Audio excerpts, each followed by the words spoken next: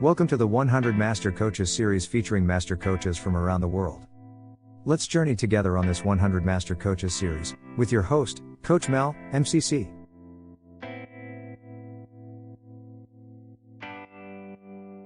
Sylviane Canio is a pioneer of executive coaching in Belgium, accompanying hundreds of executives and their teams since the late 90s. She combines the triple accreditation as Master Certified Coach ICF, Master Practitioner EMCC, and Accredited Supervisor. She is a co-founder of Mentoring Co., training mentors with a coaching attitude, and has been a supervisor and a coach mentor for more than 15 years. As a true citizen of the world, multilingual and multicultural, she is a well-appreciated keynote, and authors of books translated in several languages. Now on to the show. Hello, and welcome to the 100 Master Coaches show. This is Coach Mel, and today, my guest on the show is from Belgium. Please give a warm welcome to Sylviane Canio. Welcome to the show, Sylviane. Thank you so much, Mel. It's a pleasure to be there. It is my pleasure to have you. Today, as you know, the show is about you and your journey as a coach. So, Sylviane, where would you want to start today? Well, I think as a master coach, we are in the be mode. You know, Yeah. it's a quest, it's a state of being. Yeah. I have been in the doing mode so long, and to be in the be mode, it doesn't mean that it's relaxing. It doesn't mean at all. But it means that it's not a state of mind, more, I think, wiser. Is it due to age? I don't know, perhaps, but certainly with experience. Yeah. And a slice of wisdom in there, indeed, certainly will. Definitely. You know, so to start with, instead of doing and rushing into answers, is to be able to breathe together and just to accept the way. And usually, I make it fun. Say, I'm gonna be beautifully imperfect. You know, so and whatever we do, it is gonna be. We do our best. And it's Absolutely. going to be beautifully imperfect. Oh. So let's go for it, you know. I like that very, very much. Thank you. So, Sylviane, as you start there, let's go there, right? You did talk about the doing and the being, you know. I've been a corporate person before a coach, yeah. Like a lot of us, I'm sure, we've experienced the corporate life. And you know Me what? too. To be frank with you, I never knew any better, right? Because no one has told me, you know, this is not right. That's what everyone did. That's the thing, right? When we are faced with all these business, and of course, we right now have the privilege to work with the best of the best in the world, the leaders of organizations. Where do we start? Or rather say, where do you start when you're walking this new journey with your coaches? I see the person and the beautiful soul behind the function. This is first. I know it's a father or a mother. I know that the person is struggling with family, life balance, you know, common stuff. You know that we all have been facing like coaches and as manager. I used to work for 2 American corporations before. I used to work with institutions and a consultant with crazy weeks of, you know, that 70, 80 hours a week, you know, that those ones. Yes, you know? I do. So that's it. And forgetting your family life. So I've been through that. It was my 40s, 40s. And then I say, and then, you know, I'm lucky to have a millennium at home. My son is now 26, and he says, Mom, you know, it's written here, sentence of the day, your main duty is to be happy. So when I meet a C-suite and I see, it's a little bit like, you know, Vishnu having one body and so many arms dealing in so many directions, is how to recenter the person. But it starts from me. I used to be hectic before, you know, I need to sell, I need to get my turnover. And now I say, I believe so much now, and believe me or not, but I'm for the law of attraction. I say, if I ask the right thing, it will come. Yeah. And really, it has proven over years. And it works. It works. And so in front of a person, I say, if I'm there, It's because I'm just a messenger in front of the person. If he's there, it's because I have something to learn. Yeah. Yeah. I'm not as I'm as a coach as well, but I say, well, that's an encountering with a new person. I don't want to go spiritual. It's not what I'm saying. It's not what I'm saying. I'm saying, I just look at the person behind. Yeah. And I'm not impressed any longer by the function of the person. The person could be very high ranked or lower ranked. I don't care. It's the person, you know. Yeah. And when you are in okayness with the person, I dare, you know. Now I just, since the very first, you know, we have those chemistry meeting, and a colleague of mine called that beauty contest, when you have 2-3 coaches in front of a person, you know. And before I would go seducing, he needs to hear what he needs to hear.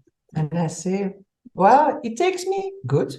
Yeah. It doesn't take me, good. It means I'm not the right person, or he's not ready to get me.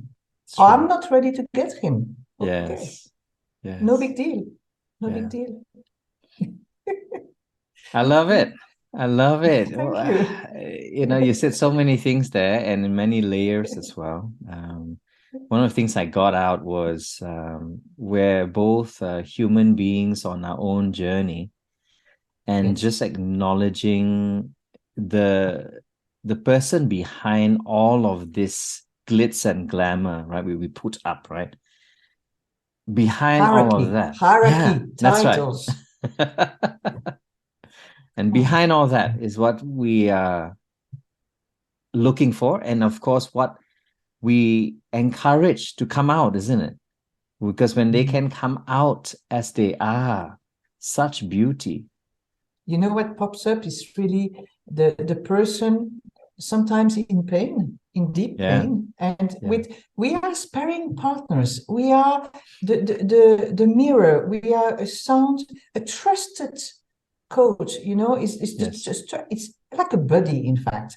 And I've seen those male C-suite guys, you know, fainting completely and starting sobbing. I mean, starting crying. I say, what's that? And I have clearly, you know, my coaching pieces. You know, you see my 2 coaches there. You know, you have a box of Kleenex in the middle. And really, people sometimes they feel completely at ease. I had a guy, I remember, he said, I didn't cry for the passing away of my mother. I say, wow, okay, I understand. So what did you want to show your family? That I was courageous, that I could maintain the boat floating? I say, fine. And what would happen if I tell you that you are now in a safe space? Yeah. And if you want to surrender, not capitalize, okay? But just let it go for a while. Just go. And he starts really crying. And do you want to come on my shoulder? Oh, yes, please. And I just hugged him for a few minutes. And it was so moving. And I had to compose myself and not to cry with him. I mean, I was emotional, of course. Of course. But I was mainly grateful that he was himself. And for the trust he granted me. That was really the beautiful moment. And, you know, and after, it was just wonderful. Another story. I have a C-suite, very proud, you know, and I sniff something. I say, he speaks about his partner, and I say, his life partner. Doesn't speak about a wife. I say, let me call him John. I say, John, I have the feeling there is something that is unveiled here. And you know, as a coach, you're not supposed to share, but you can share an intuition. I say, I have the intuition there is, your life partner is not really the traditional life partner, isn't it? And he said, yes, you're right. I'm gay, but I cannot say it. And the whole coaching was about the coming out. Yeah. And these are the moments that you live as a coach that really it's punctuating my life like a milestone. So every single client brings me something, and it's a gift. Yes, it's true. So the gift with that guy was about being myself in an area where you have sharks. Wow. How can I be myself among sharks? And I said, wow, what a gift. You see, so that's it. I like where we're going now. It's just that, I'm sensing as well, right? Where to go with your story. Mhm. Are you okay to start from how you got into coaching, how you embraced coaching at the Of course, start? of course. Yeah, I was just thinking about it, yeah. because I Wonderful. remember I'm one of the pioneers of coaching in Belgium. I'm the generation that was there in the late 90s, starting 2000. Wow. And at the time, I'm in the French zone, and people Mm, didn't use the word coach even for sport. It was okay. entraîneur. The word coach came about 7, 8 years after. Okay. So when I say I'm a coach, you what? And I had to, these were educational years. And I had to re-explain and re-explain. And the fact that I've become the president of the ICF Belgian chapter in 2004, Yeah. and I was PCC already at the time. And I remember PCC was high. At the time, you needed to have 750 hours to 50 be a hours. PCC, Yeah, I remember not that. 500. I know. Okay, so I got my ACC in 2002 and my PCC in 2004. And then the MCC came. I was ready 2008 as a ICF president of the Belgian chapter. I was interviewed by so many journalists, because we had press campaign. We wanted to educate, etc. We had no money, of course. We had no money, and I remember that I had to explain what was coaching, and I discovered the best way to do it is to ask the reporter, the journalist, to say, may I propose you something? Is that let's go for 20, 30 minutes of coaching session with you so that you know Wow. what's coaching within.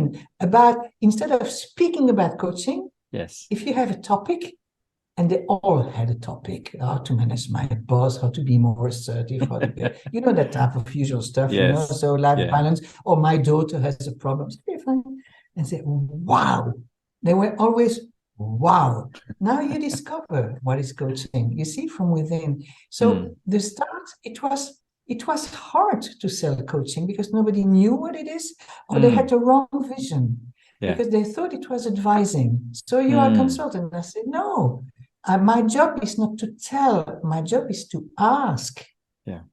My job is to ask. So, and that was also the difficult part because, you have a consulting part into coaching. I advise you to coach for 10 to 20 hours or at this rhythm, at this pacing. This is the part that's the high position in coaching. So you're an advisor. Yes, on this part, yes. But then I go in low position within the session or I start already asking you questions during our first meeting. You see the two positions, yes. And to make them understand. And I wouldn't pretend it was easy. And at the beginning, I didn't quit my job as consultant for 4 or 5 years because I couldn't make a living out of coaching. And then when it started in 2005, 2006, we decided with colleagues to create the first school. So the revenue was not coming only from coaching, it was also coach training on top. You see, and very soon after, supervision came. And coach mentoring also came because we had to bring people to the accreditations and the credentialing. So that's the story, So it was diversification, and today I'm still diversified. I continued that way. You can be the top coach. You never know if the business will be there tomorrow. It can fluctuate. You can have top heavy. A big a contract, and it's nothing. Not nothing. It will never be nothing. But it's really way. I'm sure you know that now. Yes. Yeah. It's the wave. I call it riding the wave, right? And trusting it. Trusting it. Right? And trusting the universe that it will come. That's a force. I'm glad you have it. Yeah. So as I was hearing Sylviane, initially it was hard because it was hard to talk about something that people did not know what it meant. I'm curious on that word. What was that word again? And what does that mean when you said that word? There's not coaching in French. It was entraîneur, yes. In fact, the word coach is very used in the Anglo-Saxon word because in sport, it was not the case. We never heard about the word coach in sport. Mm. So to make the analogy between sport and management was difficult to make since the people didn't know. So we were saying in America they call entraîneur coach. So it would be easy. And in fact, it's a goal-oriented action. We are there to encourage. And I remember it was one press article. The journalist has perfectly understood what was coaching. And then, at the last minute in some of the newspapers, you have illustrations, a cartoonist will make a drawing on top. And the cartoon that came on top of the excellent article was a person sitting on somebody's shoulder with a whip. It didn't correspond at all because, it was about the low position of the coach, and the drawing was whipping the client. Because the illustrator obviously didn't read the article. Yeah. And he made an illustration of coach. And for him, coach was, like sports or the coach in football, you scream on your team. Yes, go, do that. They scream. So you are a screamer? No. But for them to understand that, remember the context. We are in the 2004, 2005. Nobody speaks about coaching. And then came there is a broadcast called The Voice. I'm sure you know that. And you have, coaches. Yes. But these are not coaches. They are named coaches. Yeah. And, and when the seat and they start advising. So, you are a coach like on The Voice. No. Again, re-educating. So now everybody speaks about coaching, but I'm not sure that everybody knows what's really coaching. That's the point. And that's blurring. I remember I've been elected in the global board of the ICF in 2008. And I remember we were in Chicago together and we were thinking about trademarking the word coach. And it was not possible because it's too generic. Correct. And we decided, let's go, but continue to educate. Yes. So education is still there. And still today we have, you're a coach, so you're an advisor. No, I'm your buddy. I'm a trusted confidant. I'm your sparring partner. And we look, in fact, and I take the Saint-Exupéry, Little Prince. Mm-hmm. And there is one sentence with the Little Prince is that, no, we are together to look at your objective. And I'm there to support you to go to your objective. And then it clicks, usually, So that's it. That's beautiful. That's beautiful. And I'll tell you my little story. There's one point in time I gave up educating people the right thing about coaching. In some ways, some people will always have their own mindset of what coaching is. Already fixed, right? So they're like, I want you to do this, do this. And to me, I sense that the word can mean a lot of things to a lot of people. And, maybe we know what the right meaning is, but I think it's also through the experiential, the hands-on. That's why I think when you shared about your journalists interviewing you and then you say, hey, instead of just me telling you what coaching is about, let's experience coaching. Exactly. So I think that's the key. And I know it's part of the education, but to me, I've stopped trying to correct people. No, that's not coaching and this is coaching. Because in a way, it's like telling people this is the right thing to do or this is how you eat your bread. And Mel, thank you for saying that, because then came the time of the demos. I was strong enough to make demos in public, so first in the coaching school. And then I remember I was in a bank and there were about 50 people in the room and I make a demo with one of them. And that was the best way, in fact, make demo, then record the demos. And now you have coaching demos all around the world. Yes. So you can see so many of them. So it's easy. It's now people can discover from within, definitely. If you were to do it again, go through that journey, and you and I know this is a different environment today. We've got so much on social media. We've got so much coming up on AI and future developments of potentially robots coming in as well, doing different parts of processes, at least, right? In the full vision of what coaching is. What do you think? What would you do, I guess? You cannot compare because the periods are not the same. No, I I was in understand. the early 2000s. I think I wouldn't change anything because, there is one important thing that I forgot to tell you. I had a pile of books. These are my books today, and I still have a new one. So these are the books I wrote since that time. Okay? So, and my first book, written in French, was done in 2008, and that's the English version, that is Coaching Excellence. You know what I did? These are coaching cases. I took 12 coaching cases, and I took another MCC, Vivian Lerner, with me, and we just transcript coaching sessions and explaining what's behind the scenes with the tools. Okay, so no big blah blah, just coaching, 12 coaching 12 coaching journeys, and the different coaching session, just to show in written. So I would exactly do the thing. This is coaching, executive coaching, coach training, book writing. And then, so you have the training, the coaching, and the in fact, impact would be the key words. So I wouldn't change.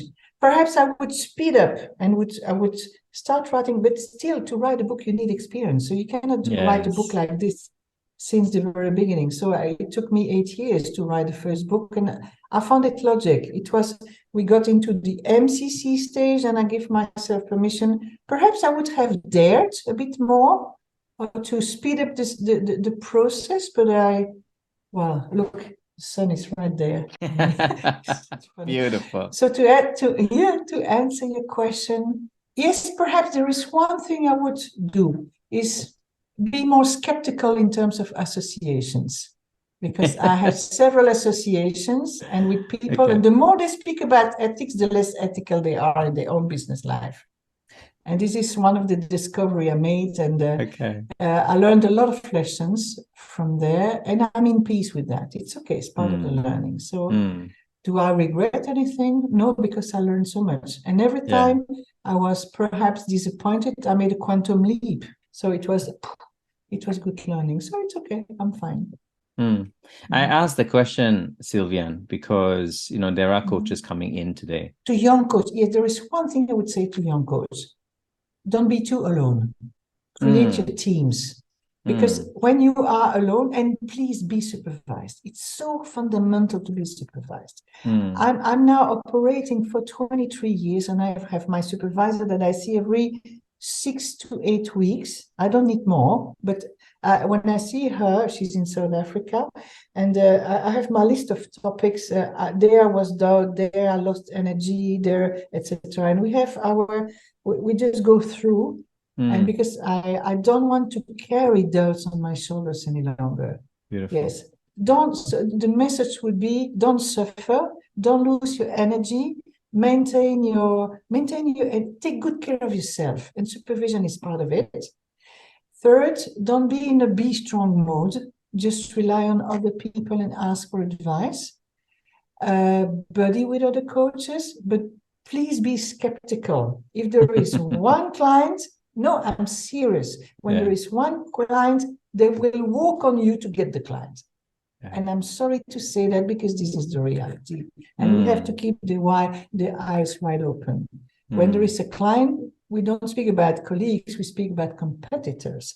Unless you have that ability to create a group of people and to have another business model which would be synergizing from each other.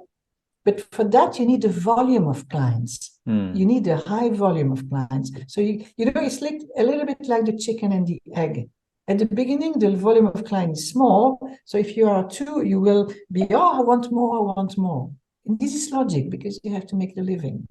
So how to overpass that level of survival, So, and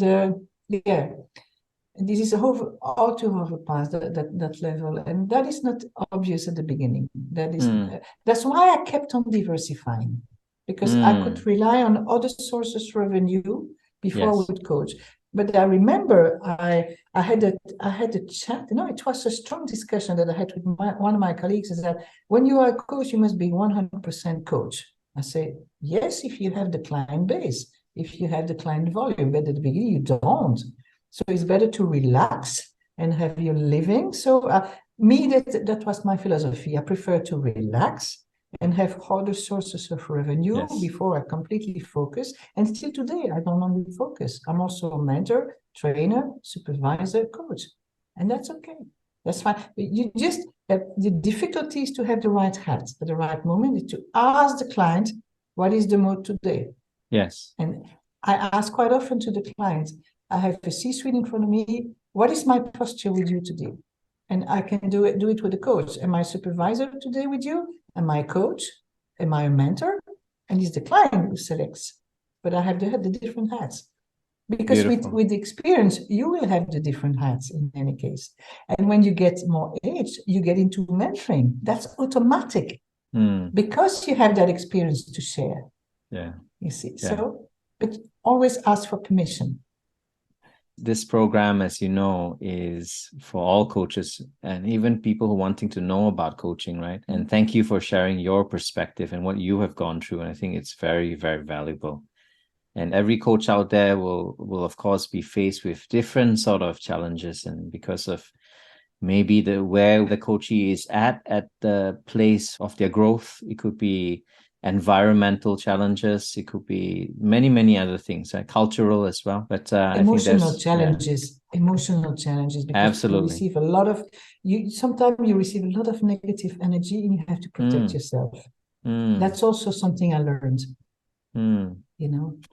That's why you need supervision, sometimes therapy as well, because if something is too heavy for your shoulder, don't keep on carrying things. There is no use. And let me share something with you. I have my sugar index, and people could have their cigarette index, whatever, or sports index, or if you have to jog too much, there is an indicator. If I need too much sugar, there is some imbalance in myself somewhere. So look at the trigger. What was the client that brought you that? Or is it a situation or a business? No, because we are human beings. We are not robots, so we need maintenance. Supervision is our maintenance, if I may create an analogy with that. So go for maintenance, and sometimes maintenance, you need deeper maintenance. That is, you need a few sessions of psychotherapy to just wash that negative energy. Don't keep it, please. That is about sustainability. There is also something I learned, sustainability of the coach, because I know too many coaches who are in burnout, serious. Because they have different roles, because they want, yes, I'm a strong coach, I need to show the example. I say, come on, please, take good care of yourself. What you tell your client, tell yourself first. And that is that consistency that you need for yourself. You want sustainability? Okay, take good care of yourself. It's a question of congruency also. Very true. And I like to tie it with what you said before, because when you know yourself, when you can be true to yourself and the people around you, right? So what you said before was surround yourself with good people. Yes. But people who also be able to talk into your life. So whether it's a friend, whether it's a mentor, whether it's a supervisor, someone who'll be able to speak into you, so that it's not just you often pouring out from yourself all the time. I just want to know, Sylviane, in your practice, right? What are the practical ways of you realizing that, I am under the pump too much, so I need to relax? And I know you talked about the sugar index, right? But what are the practical ways have you heard perhaps from other people, other coaches who have come to see you and face the different challenges that they face? I think it really depends on the experience of coaching life. The fact that when they come, I have several supervisees who come with me regularly. They have one supervision session every month, which is a good rhythm, in fact. And 4 weeks to 6 weeks is a good rhythm for supervision. And they usually come when they feel that they have something. I think manage your energy. I think you have one keyword would be energy. You feel it. Sometimes you have a tiredness or you have some sort of fatigue. What's going on? Ask yourself what's going on. Yeah. I'm tired. What's going on? or it's a question also of self-authenticity, and I'm not pretending this is easy.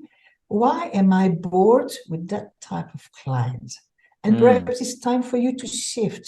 For instance, I must be honest and say I cannot coach any longer lower management people, because I heard the same story so many times that I would have a tendency to say, oh, this is the solution, tack, tack, tack, because I have this. And I would go into a mentoring coach, which is not their request, is to be coached. I say, and it takes too much of my energy to quiet down and then say, and then when you have a C-suite, you speak about strategy, you speak about strategy. Oh, then I'm very awake, so, and all your senses are there and you are very active and you are on the spot, and that I like. And so there is a certain moment, it's to be honest with yourself, saying, is it really what I want to do? Yeah. Or is it something that I have to do because I need that revenue, etc., blah, blah. Yeah. Or is it really me today? Because through ages, through the time, you are not the same person. So what you did 10 years ago is not supposedly what you'd be doing today, because when there is an evolution. Is it really me today? Is to ask that question.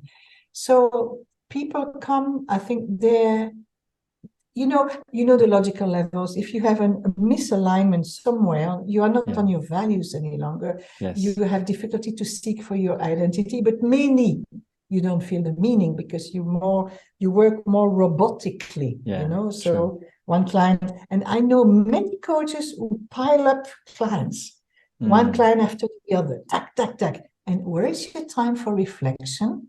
Yeah. Where is the time for yourself? Where do you journal sometimes? You write down? I'm also ICF, but also EMCC, and with them, they ask a lot of journaling, okay? And that is something that I appreciate. And so it's about, are you able to stop, reflect, look back? That is the time for you to make a pause and just you could just say with a lot of kindness, please, no critic, in full okayness. It's okay. Would you do well? You do your best, but now it's time for you to analyze. Like you open your car engine to see what's in it, and you take the different indicator. Like you make a blood test regularly, do exactly the same with your coaching practice. Make your tests. Just scrutinize what you're doing. And I think energy is a good indicator. So how my other colleagues, they come to supervision. Sometimes they ask for mentoring. I need to pack up a bit, for instance, what's your opinion on this. Fine. Or I specialize now a lot on team coaching, and because the intricacies of team coachings are just crazy, So because we in supervision we speak the 7 I's. In group coaching you have more than double. You have the complexities of team coaching is amazing, because you have the team itself, but you have the system, the corporate system on top, and then usually coach come by 2, and the pair is a reflection of what happened in the team and vice versa. So you have to analyze those intricacies, and that, for me, I find that fascinating. And again, they come because usually there is a passive aggressive conflict. So this means nobody speaks, but you sniff something, you see? But and if you have a good ambiance and a good atmosphere between the pair, then will come the 2 of them to supervision. But otherwise, you have one of the 2 coaches come, it doesn't work. It's because of her, or because of him, and or because of me, and they have difficulty to positions. That's fascinating. That's really fascinating. So it's about resentment sometimes, loss of energy, negative emotion that arises, and then supervision is a way. Personally, I love to walk, to be in the nature, to garden, to be making crosswords, well, that's it. I'm lucky enough to have a swimming pool, so I swim a lot in the summer, and that's it. So it is about having other things in life, and I have a beautiful life companion, and so we laugh a lot, beautiful friends, because at the end of the life, it's not about the job that will count, it's about the person you are, So So good. They will remember, oh, Mel, it was that guy, in Melbourne. And they will speak about you as a human being, as a father, as a friend, as a son. They will speak they speak about you about this. It was Stephen Jobs who was saying that at the end of his life. Yeah. I've lived so many things, so amazing. I've been in the best palaces in the world. I've been meeting the best people. At the end of the day, it's me as a human being that counts. Yeah. Yeah. You see, so you see, be again. There we are. When we look. The anchor, how we started, and it continues, and it's just so beautiful, the being. Yeah. So much that you've shared. Thank you so much. I really appreciate it. Sensing the question coming up in relation to the ICF and the EMCC. I've gotten other coaches like yourself who has, in a sense, been on top of those two mountains to be able to have the different perspectives, to enjoy the uniqueness in each of them. If someone's asking today, the associations, what would you say? I'm with both first.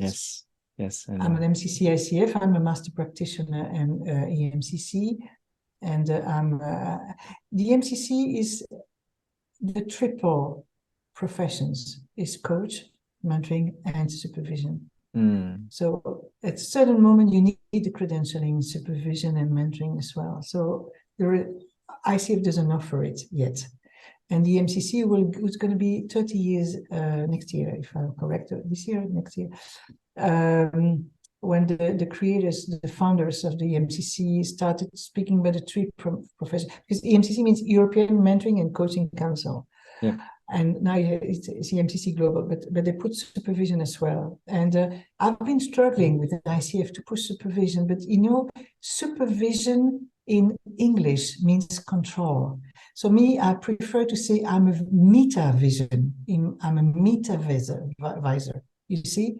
So we put ourselves in meta view to your practice.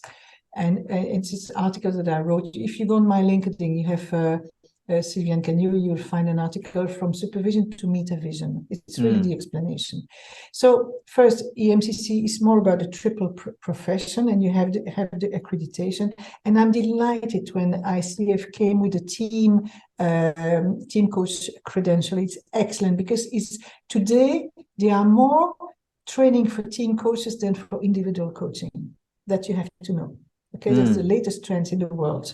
Yeah. And I know the people, I know several team coaching programs, they are full, really, because it's really now the corporations, if you don't have the money to have an individual coach, at least you can afford the money to have a team coach. Yeah. Because it's a pack of people with one person to pay, one coach or one or two coaches for a pack of people. And they send teams of sometimes 30 people, and that's why it's necessary to be two, of course, and even more. So EMCC, triple position, and then what I appreciate, ICF, there's lots of offer in terms of conference. EMCC, there is not a single month that you don't have 2-3 free training proposed, global training proposed. And I don't see anything coming from ICF, so I see some small, but when I compare the offer, the proposal of training, it's EMCC is so rich, in the 3 different professions. And when you have your membership, you have the opportunity to follow that for free. I mean, it's amazing. A third thing is that the ICF has a back office, which is very much business oriented. EMCC, this is a pack of volunteers. They only have a few admin to help. And these are more people just as a back office to make sure that the right name is on the right certificate, that type of thing. Yeah. But I'm an assessor I'm assessing MPs now, master practitioners, and I'm assessing programs in supervision and EQA, SQA, I mean, the European Supervision Quality Award or European Quality Award for program. And let me tell you, the analysis which is done, even for the credentialing, they ask you for cases. ICF asks for tapes, okay? But between you and I, there are so many people that I know that just are beautiful coach for 20, 30 minutes. And then at EMCC, when you fill in your application, you have to explain cases. You have to explain how you apply the competencies, but they don't check if you are really coaching. You don't have to supply tape. You have to supply examples of your practice using this competence. And you have a table with different competence at different levels, foundations, etc. So this is very different in terms of approach, you see?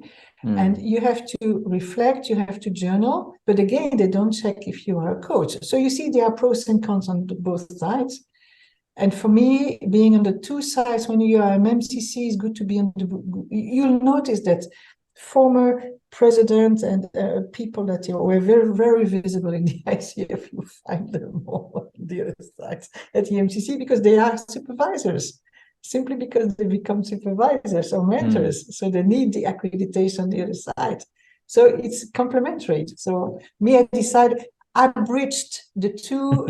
I was the one, when I organized the European Coaching Conference in 2006 in Belgium, I know it was Pamela Richard who was the president of ICF, and Julia Hay was president of EMCC, and she contacted me to ask me if I could introduce her to the president of ICF. So I was the one bridging the two associations at the time in 2006. And you know the result now, they are bridging quite often and with other associations. And you know, Mel, in Europe, it was really fruitful because it created the first regulation of the profession now, because there is a compendium of competences that is with the Observatory for Professions. And now with the EEC, I mean, not the EC itself, but with the Economic and Social Committee, the coaching is now described with a pack of competencies. So there is a European regulation. Thanks to that collaboration between. So for me, it's so logic to be on both sides, you know. And I go to the conferences both sides, and I meet people both sides, and I bridge, you know, and that's it. That's it. But I would like to take this advantage to tell you something. It's not because you are MCC, ICF that you're automatically MP, EMCC. This is very wrong, because there is one dimension they put on top, is that your contribution to the profession. And I have to keep on repeating that. You have really to contribute, promote the profession, or work on behalf of a federation, or make research or training activities, contributing to the development of the profession. And that is the main condition to be an MP, on top of your maturity in applying the competences. Beautiful. I'm glad I'm doing this podcast, but that's not the reason. So what's the reason then? The main reason is to honor the coaches that have journeyed along and showcase them, because the world has got to see the variety of excellence all around. There's no one grandmaster coach out there. Everyone's on a journey, and even if we are a master coach, like for myself, I'm a fairly young master coach, but I feel I've just started, right? And to me, even if I'm 20 years down the road, I still feel that I'm learning every single day. It's about that, right? And it's a platform just to honor that experience and that wealth of effort we have all contributed. So yeah.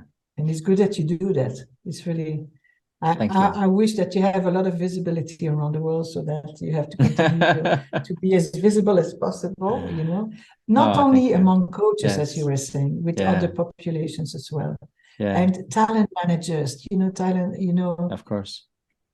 Those people. And I'm happy to see that more and more talent managers and HR people are becoming coaches themselves. True. Very, very true. That's the new trends as well. They are following coach trainings, and that is beautiful, because now they know what they are talking about. Talk to me about that, right? There is also that bit where one part of it, people are saying, oh my goodness, there's so many coaches out there in the market. And then on the other side is the more abundant mindset that says we need more and more coaches, especially not just external coaches, but internal coaches, because Yes, there's just yes, so many organizations out there that have not actually experienced coaching. yes, So what's your take on that? yes. I'd love to hear it. Thank you. First, I would say that HR get into the business too to learn what it is and to be able to ask the right question when you have 2-3 coaches in front of you. First. Second, it's a posture also. It's a posture because in management, still today, you find so much mobbing, harassment, and difficulties to manage your N+1, your boss, in fact. So much ego, and that HR at least knows how to start being a non-judgmental mode, but also encourage the person to strengthen the person who is mobbed. Okay, so they can have that coach. They can be a coach with the person, or just instead of, oh, you should do that, you should do that. At least they they start asking questions. That's one thing. The second thing is that you are completely right to say that they need internal coaches because they don't have the money to afford external coaches. You know, so that's a reality. That's a reality. And so internal coaches, it's wonderful to be an internal coach. Now you can make a living. I remember at the beginning, nobody was speaking about internal coaching. Now it's coming. It's one of the functions, it's one of the positions in the company. It didn't exist even 10 years ago. Yeah. Okay. Now you can, what's your profession? I'm an internal coach. Oh, this is good. Okay. That's one. So that's the second thing. So this means that you need internal coaching, you need internal supervisor, but you also need the link with external world, because otherwise you are entangled into your own system and you cannot have that helicopter view because you are an employee yourself. So you don't have that distance any longer. So you have to pay very much attention to that. Yeah. I would add the fact that to create a coaching culture is a mix of different things. Is the fact of having the opportunity for everyone in the company to be coached, which is not obvious for budget reasons and perhaps policy reasons also. The second element is the fact that you have internal coaches. The third element that you have, those type of training manager as coach or coaching attitude for managers. Yeah. And the fourth, would say it's a movement inside the company. It's a learning organization, not only through learning, but not only by training, but also by coaching, by mentoring. It's a blended way to be. So that coaching culture, and for that you really need a specialist to understand what it is. Yes. How would you be a specialist in installing a coaching culture if you're not a coach? It means you don't know what's coaching. At least you have to discover by inside. I hope I'm structured enough. No, it's like, you would be a connoisseur in wine and you don't drink wine yourself. Come on. Yes. Make the difference between a Bourgogne and a Beaujolais, or which, yeah, okay. So. Thank you. Beautiful. I love how you add those very easy to understand, applicable metaphors. It's true, isn't it? I want to tell you all about wine, but I haven't tasted it. Not so impactful. It's a way to be, in fact, not only a way to do, it's a way to be. And something, but I have to pay attention because my son is fed up to be the son of a coach. He said, Mom, stop working, because he was coming from school and you had, for instance, not the best marks in one discipline. I would say, what's your conclusion? What is the lesson? Stop it, please. You have to pay attention with your kids. Stop working, please. It's true. And that's the reality, isn't it? That's the reality. I have 3 of our own, right? And they're on different ages. Yes. So you said your son was 26. 26 now. Yes. My eldest is 23. Wow, you start early. You start early. Wow. Thank you. And then two more. Very early. And Wonderful. then they kind of recognize, that is going into coaching mode. It's like, man, I just wanted you to just listen, not ask me questions. Just be there. Be the father. Don't be coach. Don't be the professional. I want to see the guy. That's very true. That's very true. Yeah. And we have to pay attention with our friends also, not to start coaching them all the time. And I want to say this, Sylvian, also with our client. Also with our client. Because our client connects with us, right? I have clients that has worked with me for a few years. So they become friends now. But I am their coach. And then they want sometimes the perspective of the friend during a session, if you know what I mean. So it's a bit of that mix happening there, which is a little dangerous. Sorry if I bump into you. As soon as they become friends, you shouldn't be the official coach any longer because of the code of ethics, you know that. And also because we have to pay attention, because as friends, we have, I mean, I speak about myself, but I'm sure other people will understand that. You are afraid to wound the person if you come with the feedback. No. I hear you. What I'm saying is that we're not their everyday friend, if you know what I mean. I can't just call them my client. They're also become someone closer than just a client, if you know what I mean. They're not my friends per se. I don't go drinking with them. I don't go, stuff with them. That's the point, right? But what I'm trying to say is that it's a choice. Just like I am the father, I am a husband, I am also a mentor, and I'm also a coach. So when I know when to put that role on, that hat on, that create that environment for coaching, and there is a time, obviously, and a space for that, to do that. Right? Of course, not going out there and becoming a friend to your coachee. I'm not encouraging that, of course. Yeah. No.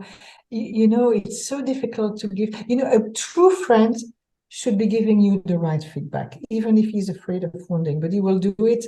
It will do it. It's like a iron arm into a velvet glove. It will do it harshly. Yeah. With the client, you should be doing the same, in fact, but ask for permission. That's right. Beautiful. Are you asking for permission to a friend? I think the true friendship is to be saying the truth to the people, even if you see something ugly. That's true friendship. The questions: do you do the same with your client, or you have? That is the beautiful supervision question. You see, still after 20 years and plus of experience, I'm asking myself, that could be my learning of the day. There you go. See, how far should I go in daring? Am I going to be harsh? Am I going to be more diplomat? I lost clients. Let me show you. Let me just give you a small story to make you understand. I mean, not make you understand, but to illustrate. I'm in a beauty contest. There are 2 coaches possible. I'm in a company, and I have in front of me a young lady, and her demand for coaching is to help her strengthen her voice when she has a board of directors. Okay, right. Meeting, yeah. And her voice is shivering a little bit. All right. And she has to choose between me, coach, and a specialist in theater. A person will help her position project her voice. Yeah. Exactly. And I'm in front of her, and she starts, and I see tears, and I see so much pressure. At a certain moment, it's the first time I meet that lady, and I say, excuse me, to be direct with you, are you sure this is the voice you need? Or is it just a question of life balance? I see a wonderful woman who is a mother of 3, who is close, and excuse me for the dirty word I'm going to pronounce, but for me, you are close to burnout. What is it that you are needing? I lost the client because I was too direct. But for me, I didn't lose myself. I was honest. I had to tell her, I see it straight.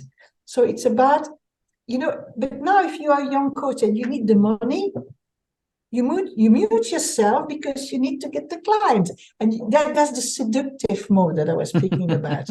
You will tell her what she needs to She tell, wants to so hear. that so you're gonna get the 20 hours to be trivial. Yeah. You see that? Yes. And me, I say no.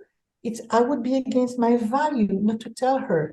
And in fact, when HR came back to me, I couldn't tell her because it's confidential, but I say, warning, please, warning, check also life balance. And this is all I could say, you see, and please, beautiful. Sustainability.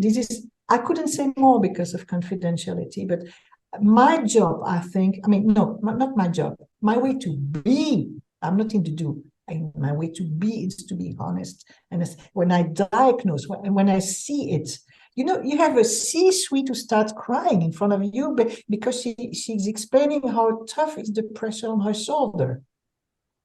You cannot let it go. Yeah. It's your duty, I think. As duty as a coach to say, this is what I see. And it's also the readiness of that person, isn't it? The truth does come with a price, and sometimes the truth does hurt. And yes, it but is a choice. Didn't regret. Yeah. She went to the Voice Theatre, and I couldn't have the opportunity to ask about her any longer, but I was sorry. But I wasn't sorry for me, but I say, well, it's to be in line with our values. It's so important, because if you are disaligned, you fight against yourself, but you don't know that you fight against yourself because, come on, I have to go, and there is a fallacy somewhere, and it's very difficult to be authentic with oneself, because I did it for years, that I pretended. I was a pretender for years, I must say, and I'm not saying I'm not a pretender any longer. I do my best. This is all I can tell you. Thank you. Okay, but it's not easy. I love it. Because, because people project image on you. Oh, you are a coach, then you must be the role model. Hey, come on. Yeah, totally. I have my flaws also, and thanks God I have them. I'm not perfect, And so it's important not to fool yourself with some type of image, but the image is trap. I wrote that in my last book. It's not yet translated. It's this book, The Day I Finally Loved Myself. Okay, it's a history to inspire and to guide yourself, to trust yourself, and to reveal and love the beautiful person you are. It's on Amazon, and I'm going to translate it as I began to love myself. Yes. And it's structured on the poem of Kim Macmillan that Charlie Chaplin read on his 70th birthday, and I'm explaining on humility, and several people have difficulty to love themselves unconditionally, that is without any conditions, saying, okay, I'm a good person, whatever I do. And, at the end of the day, it's all about that with different clients, but also with yourself. And sometimes you are trapped by your image.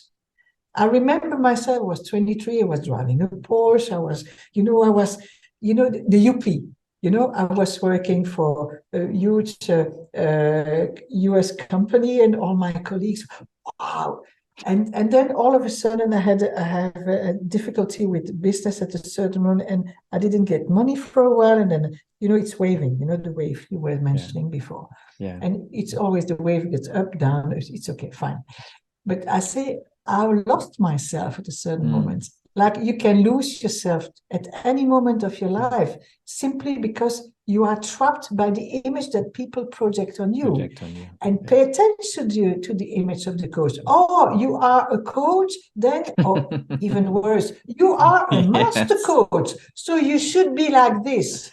Come on, boy. Come on. Not true. And absolutely. But that's a trap. That's a trap for your ego.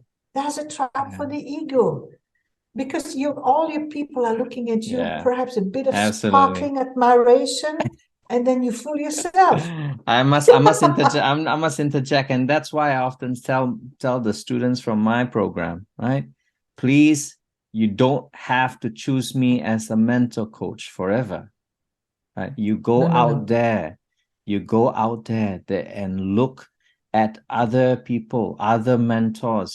Don't put this image and I want to be like Mal, or I want to be like this other person, or this your master coach before. No, you've got to firstly be the one looking in the mirror, looking at yourself. My congratulations, because I know so other people on the other side of the mirror saying, no, they become guru. Come back to me. I'm your supervisor. I'm your mentor for life.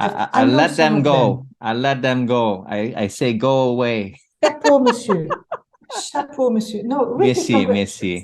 Seriously, chapeau. I say, because I know I have colleagues here, and I won't name anybody, of course, who just want to entangle people inside their system. No. And you have to come back, and I know schools, even to keep your I know even the supervision schools who is doing that, you have to pay to keep on their listing and to reapply. Hey, come on, you have the school, you have your certificate, full stop. That's it. You are free. That's it. Yeah. So it's also a question as a coach that you have to ask, how free am I? This is why I decided not to be with one school only.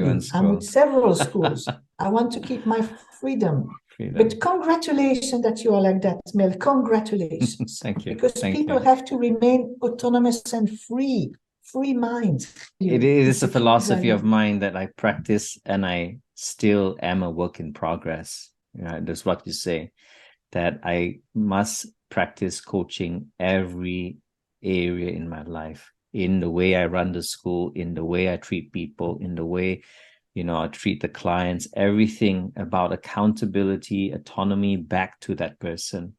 That is most important. And you're right. One of my values is about freedom and truth. Right. So this too comes at a high price sometimes, because you choose the higher step, the higher intention. Yeah, and so the temptation to get money is very high. And there are some coaching schools who have even the pyramid system. You bring clients, and then I make you trainer, and This is illegal. Second, and now it's illegal in China as well. I operate a lot in China. It's even in China. It's got illegal last year. So it's a very good thing. Second, it's not ethical. I don't want to generalize. I know. Don't tell that I'm generalizing. No. There are beautiful people everywhere, and sometimes you have, the black sheep inside the how do you say, the group? Yeah, and we all work in progress. That's the thing. Let's acknowledge that we are all a work in progress. We are learning. Absolutely, forever. We are learning, but let's not fool ourselves that to be spiritual and well-aligned coach prevents you from looking at the trivialities of life, including revenue. That is the one of my main lessons. That's true. It's the fifth Toltec agreement. Remain skeptical. Remain skeptical. And this is what I have been learning the last years. Yeah. And I'm happy to bring that to you. Thank you. We've been talking for a while now, Sylviane. Yeah. Any last words? You've shared so much already, but really appreciate that. Any last words from you? Be yourself. Love yourself unconditionally, so that you are able to love. I love every single client. I love every single client, a coachee, every single supervisor in front of me, and every mentee, because I'm not in that eros love. I'm in the agape love. Agape means humanistic love. I love the person in front of me, and so it gives me the curiosity to discover what's behind. And when you discover what's behind, it's sparkling, it's beautiful. And I still have tears in my eyes. In the MCC in the World Program, I put an American who's working for the US government with a Russian. And at a certain moment, she was speaking about walking in the taiga, which is the forest, and he was speaking about near Siberia, and he was speaking about walking in the forest in Delaware.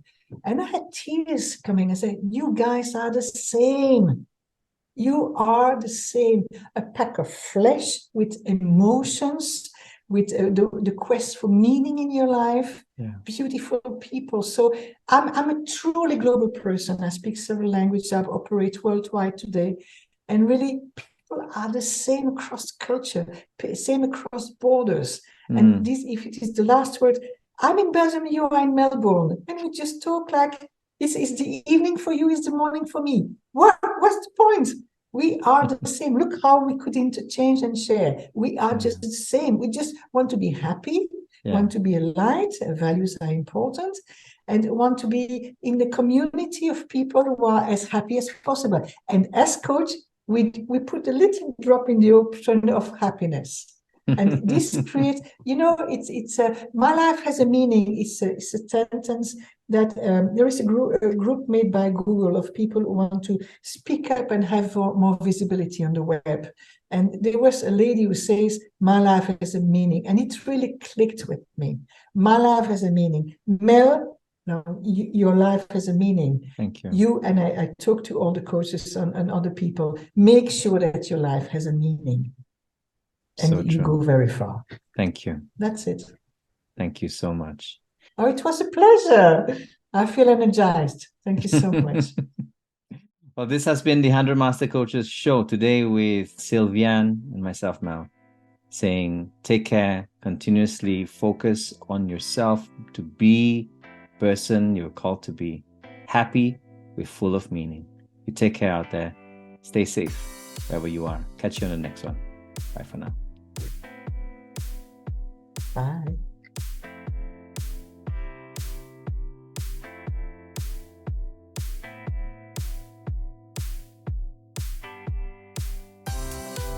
You have been watching the 100 Master Coaches series with your host, Coach Mel, MCC.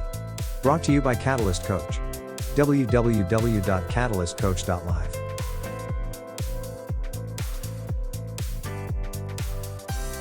We will be right back with our next Master Coach on the 100 Master Coaches series.